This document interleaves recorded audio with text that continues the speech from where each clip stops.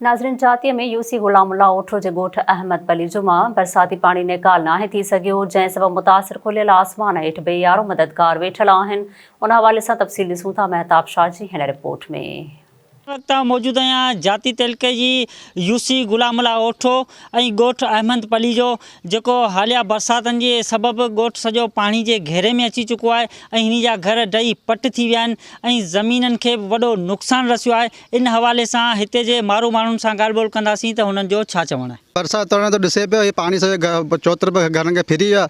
निकिरणु अचणु वञणु किथां घस कोन्हे को, मस्जिद सुधी पियो, असांखे घस नथो ठही सघे। असां महिनत कुझु कई आहे, जेको असां कोडाईंदे कुझु टालींदे कुझु असां बंदियूं हणियूं, कुझु घस असां कयो आहे, सो पोइ वरी ॿुॾी वियो ऐं बनी जो पाणी उथियो अचे। आबादी जो नुक़सानु आहे उहो कुदरत करे भाईंदासीं। बाक़ी हाणे जेका हकियो नुक़सानु पियो असांखे थिए बीमारियुनि जी वजह सां, माल जे बीमारियुनि जी वजह सां, इन खां असांखे जेको सो रिलीफ ॾिनी वञे, असांखे बचायो वञे। असां वटि तमामु बरसाति काफ़ी नुक़सानु कयो आहे। ख़ाली असांजे ॻोठ जो न आहे पर ॿियनि काफ़ी भर वारनि ॻोठनि जो बि नुक़सानु कयो। पंहिंजो रमू ओठो आहे, रमज़ान ओठो आहे, हाजी उर्स पली जो आहे, काफ़ी गुलाम सिंध दल आहे, काफ़ी भर वारे पासनि वारा ॻोठ आहिनि, उनजो नुक़सानु काफ़ी थियो आहे।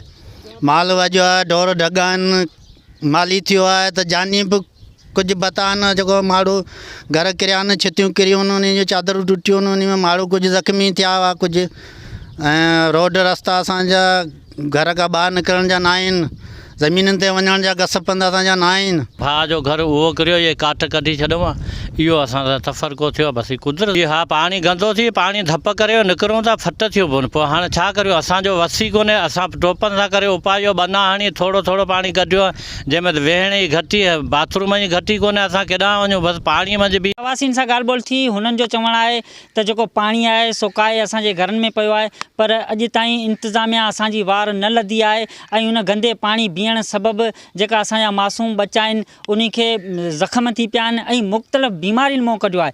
ऐं हाणे असां DC सुजावल ऐं चूंडियल नुमाइंदनि ऐं सिंध गवर्नमेंट खां पुरज़ोर हथ ॿधी अपील था करियूं त ख़ुदारा हिन पाणी खे कढियो ॾियो वञे, जीअं असां पंहिंजी ज़िंदगी सही नमूने सां गुज़ारे सघूं। सैयद महताब अली शाह, SS न्यूज़, जाती।